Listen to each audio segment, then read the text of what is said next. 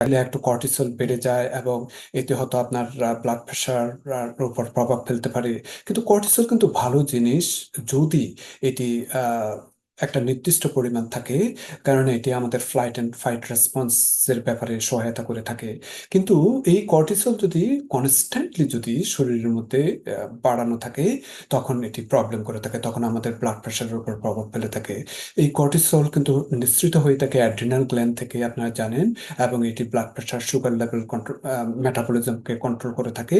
কিন্তু এটি যদি যাদের কর্টিসল অনেক বেশি হয়ে থাকে তাদের কি কর্টি কুশিং ডিজিজের জন্য কি এইরকম কর্টিসল বেড়েছে কিনা, কিংবা অন্য কিছুর জন্য বেড়েছে কিনা সেটা দেখতে হবে।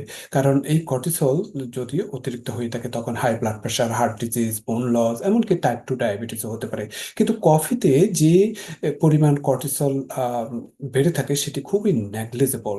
তো সুতরাং আমার মনে হয় না এটি নিয়ে খুব একটা বেশি কনসার্ন করতে হবে। তবে কফি যারা খেয়ে থাকেন তারা যদি একটু এরপরে যদি একটু হাঁটাহাঁটি করে থাকেন, তাহলে যে কর্টিসলটা যে বাড়ার কথা সেটি নর্মাল হওয়ার সম্ভাবনা বেশি থাকে।